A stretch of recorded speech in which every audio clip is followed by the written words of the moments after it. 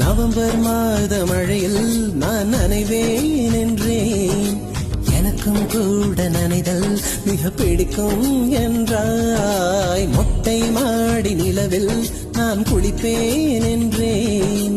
எனக்கும் அந்த குளியல் மிக பிடிக்கும் என்றாய். சுகமான குரல் யார் என்றால் சுசீலாவின் குரல் என்றேன்.